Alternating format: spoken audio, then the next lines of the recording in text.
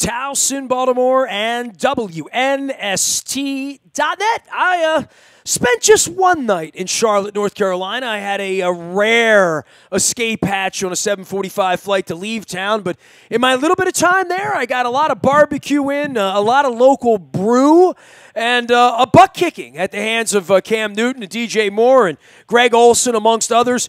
Chris McClain was my one-time intern. He has made himself a good life over 2 decades in an emerging, beautiful Charlotte, North Carolina. You can find him at Mac WFNZ, as well as at 102.5 and 610 AM in Charlotte.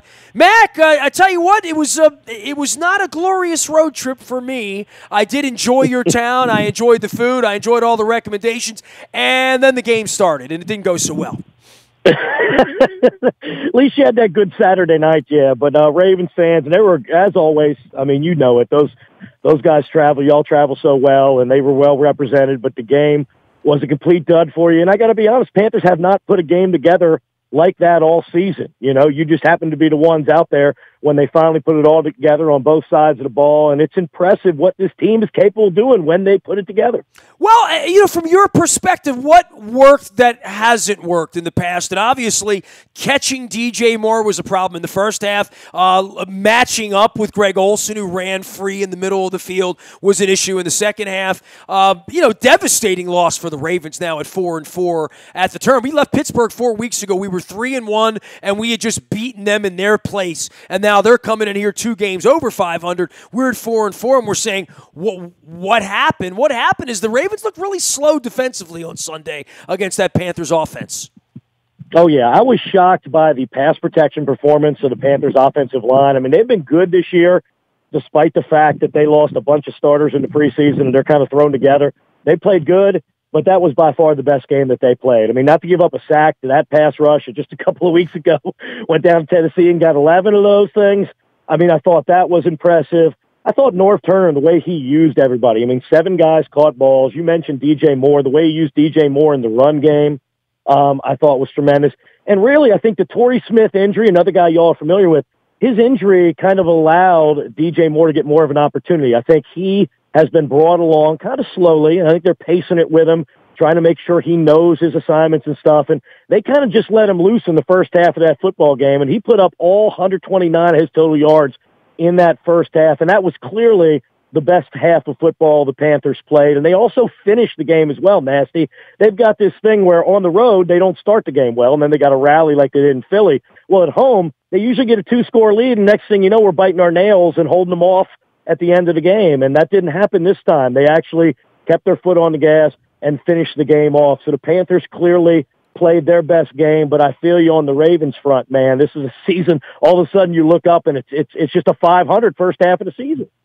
Yeah, and not trending well. I mean, you know, the other losses, you say, well, you lose on a Thursday night in Cincinnati, or you know, you lose on a field goal in overtime to Cleveland, and you know, an improved Cleveland team we thought until they haven't won since. But you start to run out of excuses when you're 4-4, and you got Pittsburgh coming in here. But looking at the film of this all week, they're going to see that they got beaten player for player most of the way through this, and it certainly was not Joe Flacco's finest hour on Sunday. No, I couldn't, and I saw you tweet about this too. I could not believe the pass he throws. I mean, it's third down, right? You're around midfield. Throw that ball out of bounds. The one where he was flushed, it rolls to the right. Like, what are you doing? And it ends up, after the insane ending of that second half, it ends up with a Panther 54-yard field goal, and it's another kick to the gut for y'all as you go into halftime. I couldn't believe that throw. The throw against the blitz to where Captain Munnerlyn picked it off. He hit Munnerlyn between the 4 and the 1. And the deep balls, you know. I think it's 0-6. You probably know better than me, but he didn't hit one of those, and they were taking deep shot after deep shot. Couldn't get John Brown going. I thought the performance of rookie corner Dante Jackson for the Panthers against Brown's amazing because, as you know, he's been tearing people apart deep, you know? Well, I thought that defensively that this would not be their stiffest challenge, but certainly on a matchup level, they matched up well. And I think they frustrated Flacco. Look, when you're losing 3 offensive linemen, you know, that you're going to notice that. And we noticed it too much on Sunday for my taste, especially after Ronnie Stanley went down.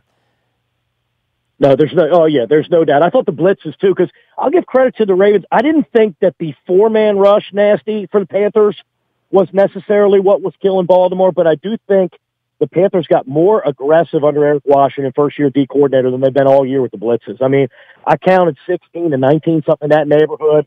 That's not a number they're usually getting to. Last year with Steve Wilkes, they did. Well, this is what you do when you have three offensive linemen in there. So you just don't confuse one or overwhelm one of them. We're playing with three backup offensive linemen. I mean, somebody should be Pepper should be taking advantage of that, I would think, right? Yeah, and the coordinator, that's a smart thing. You see them in that, you see them with that experience out there in the offensive line, and clearly they wanted to take advantage of that. So I thought that was a big part of the game plan as well. And as far as the Panthers go, I mean, Cam Newton just played a tremendous game. And the football that he's playing with North Turner, I mean, there were so many people nationally. And you know how it is, Nasty, when you get these takes nationally about the local team, right? The team that you feel right? I'm studying them every day. I know this team. I love them. And you get some of these national takes, and you're like, I don't think this dude knows what the hell he's talking about. Well, there were so many people that thought North Turner would not run Cam Newton, would not run the zone reads or any of these misdirection runs. And I'll be damned if they're not doing it more than they did with Mike Shula. And the way Cam's throwing the football, completion percentage is up to 66. He's getting the ball out quicker instead of holding on and just waiting for someone to come open downfield. So there's no doubt I think North Turner deserves credit for Cam's improvement. Well, we have Lamar Jackson here, and you got a little taste of that, and I'm sure everybody be screaming for him. I don't think there's anybody in Owings Mills who really believes that, 4 quarters of Lamar Jackson gives the Ravens a better chance to beat the Steelers this week. But this whole mishmash of running these kinds of plays, part of it for Cam Newton for me is 7-8 years ago, all he wanted to do was run with the football, or that was at least an option, or put it down, or I'm Superman, and I'm 6'5", and I'm a tight end with the football. I still see that when he puts the football down, but it doesn't look like it's his first, second, or third choice to do that. I think he would way rather be throwing the ball, but when he has to run with the ball, you got to tackle a linebacker, and the Ravens didn't look like they were up for that much. No, there's no doubt that you can see the maturity in him as a quarterback, right? And one thing is what you're alluding to. Well, let me just rely on that size and running ability, right? Let me rely on that athleticism maybe to a fault. Another thing was he's got this big cannon of an arm, right? So so many times in his career, let me trust this big arm and try to force this football, And I think he has finally been taught, or maybe, they've tried to teach him in the past. Maybe it just took a guy like Norv with some Super Bowl rings and stuff like that for Cam to really, listen to the message. But he now doesn't need to make every play. Every play doesn't need to be a big one. I also think they finally added some weapons for him that can run after the catch. Like, you throw it to McCaffrey, something good can happen. You throw it to DJ Moore and Curtis Samuel short, something good can happen. So I think there's a lot of reasons for his metamorphosis, but there's no doubt. And you see it too, Nasty. How many times did he run the ball and just get the heck down and slide or give himself up? Like, early days of Cam, he's not doing that. He's too macho, right? I'm going to run this guy over. And he did have a bad shoulder coming into the game, but I think that's part of it. He's just become a smarter, better quarterback all around. Well, and you hope that for everybody. Chris McClain joining us here from Charlotte, North Carolina. You can find him out on Twitter as well as at WFNZ, at MacWFNZ. And, of course, a local York, Pennsylvania lad who's made a good life down there in Charlotte.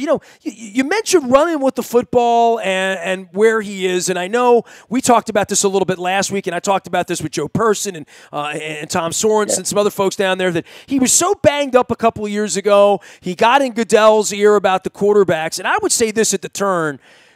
Last week it's Cam Newton and Joe Flacco. This week it's Joe Flacco and Ben Roethlisberger, having the starting quarterbacks, watching the Aaron Rodgers and the Jared Goffs the other night, watching the Drew Brees get his team to a point where they're looking to get a first-round bye and win your division down there. Having the starting quarterbacks is out there, but more than that, Newton feels to me to be a guy way more emboldened to know that blind side kill the quarterback hit doesn't exist in the sport anymore the way it did 7 or 8 years ago when he came in, where the whole idea was the other team's quarterback must go down, he must go down hard. And there's none of that going on anymore. So there is a little bit more of, you're not going to get ear-holed because the league's going to fine you $100,000 and give you a couple weeks off if you ear-hold the quarterback. Absolutely. And I know this comment here is going to come across to, the folks back in the Charm City as, oh, listen to this dude down there in Panther country whining.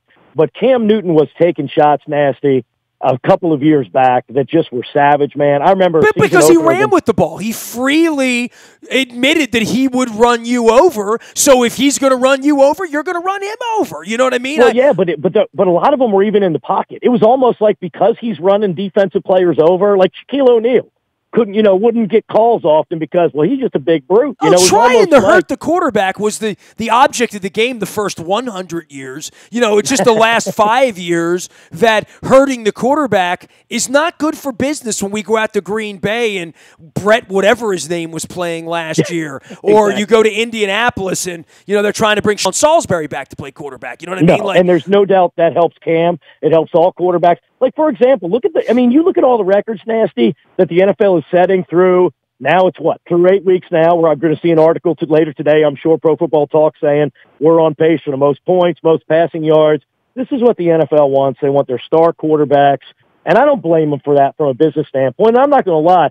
Some of those ticky-tack ones, Nasty, they were calling early in the season on Clay Matthews, some of these other guys bothered me too. But I can't lie. It certainly is good for Cam. There is no doubt about it. Well, and good for any quarterback that's going to run around. Yep. We got one here in Lamar Jackson as well. Chris McClain joining us here from down in Charlotte, North Carolina. You're a closet Raven fan. You sort of admitted that, even though you've taken the Panthers in and you grew up here when the Ravens were birthed and all of that. I know you follow them. That's sort of out of the corner of your eye. What are your observations? I mean, to me, they look sort of tired and slow and like a team that hasn't had a bye yet, like a team that's playing with some backup players all of a sudden, and also playing with some dinged-up, tired, heavy-legged veteran Weddle, Suggs, Yonda, some older, over 30 guys. And, I saw this with Dion a million years ago. I've seen it with Suggs every year the last 5 years. We saw it with Steve Smith up here. You got a lot more legs in September than you do in November.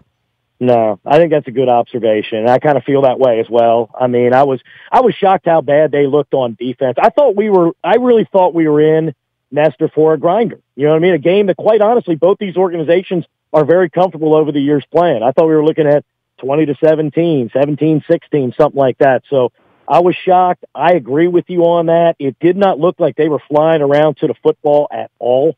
The way guys were running after short passes and running after the catch, the way the Panthers put up the rush yards, the lack of a pass rush. I really couldn't believe the lack of pressure on Cam Newton this game at all. And I think all those factors you're saying have to be playing a role. And I don't know, maybe the bye week eventually, maybe you get to the bye week and it helps kind of charge them up for the stretch run. Your point about veteran players, though, it's always scary. And the Panthers are going to, I'm sure, hit a point because we have the opposite. The Panthers had the bye week in week 3, which is ridiculously early, right? You got to play 13 straight weeks then. And then if you get in the playoffs and don't have a first round bye, then you're playing 14, 15 straight weeks.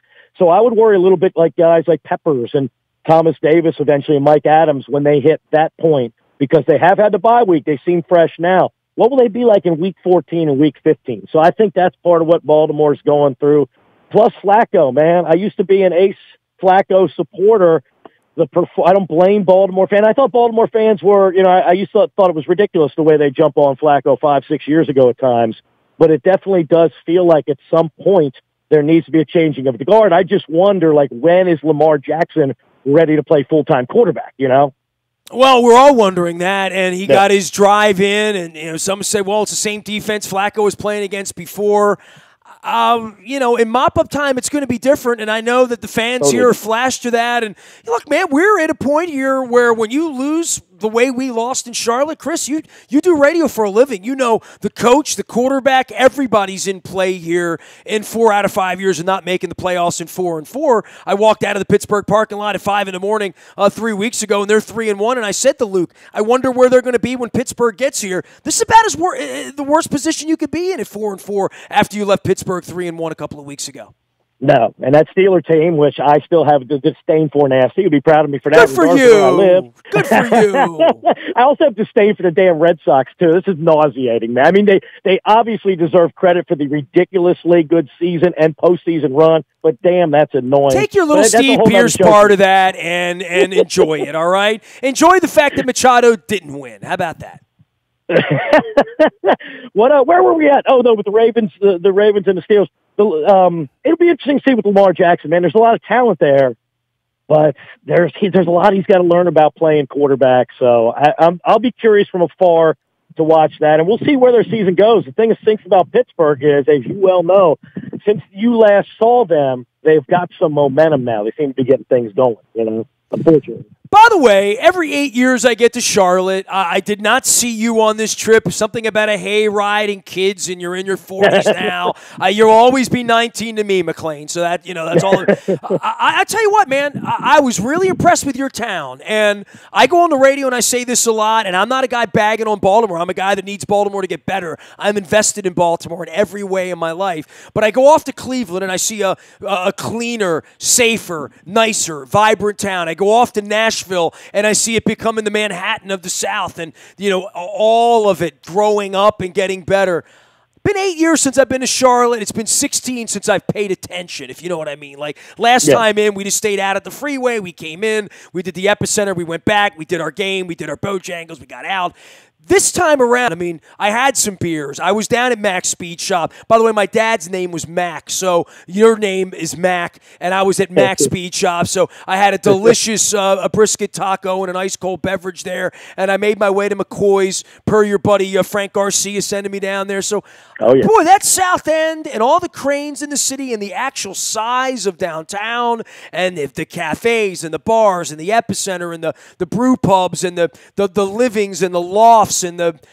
I'm impressed with Charlotte, Chris McClain. It's more than just the pimple that I used to think it was on 85, Oh, there's no doubt, man. It's cool to hear you say that, too, because I've been here for 15 years, and it's just crazy to see that, we call it uptown, but that downtown area really Do you feel like in exploded. all 15 years, the place you live has gotten better every year? Oh, so much. See, yeah, we're not getting that here. That's not going on at home, dude. It's not. Yeah. And that's a damn shame. And but you do. I'm glad you noticed that here, man. That's cool because you're a good perspective coming in every 8 years. And by the way, I remember that. I remember that game 8 years ago. You had a much better road trip 8 years ago. That Panthers team in 2010 was the one that would suck so bad they would win 2 games and they would draft Cam Newton #1 overall. We started a guy nasty Brian St. Pierre quarterback in that game.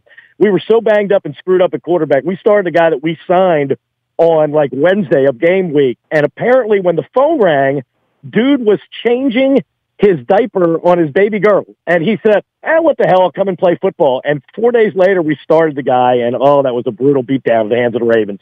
Charlie Dayton told me about that. He remembered that in the Charlie Dayton press box on Sunday as well. Hey, man, always good to visit with you. I am really sorry that I did not get barbecue and beer. I'm not going to make you a promise, but I will make you a threat that I did tell my wife, we should consider Charlotte, that if there's a concert, an event, something we want to do that's in Charlotte, I don't want to say Charlotte's benign for me, but it was never a place like, I got to go to Charlotte for the weekend to see Springsteen. Let's go see Springsteen there. I have never done that, but I will in the future reconsider, and I will tell you that if it takes me 8 years to get back there, it's not because I don't like Charlotte. So I will try to get back to Charlotte and get some more barbecue. I love it, brother. Love to see you, man. I'll definitely give you a shout next time I'm up there in Maryland, man. Be good. All right. Come up for baseball and feel like a loser all over again. All right? See you later. Chris McClain, my dear friend, down in Charlotte, my one-time intern. It was 23 years ago? 23 years ago.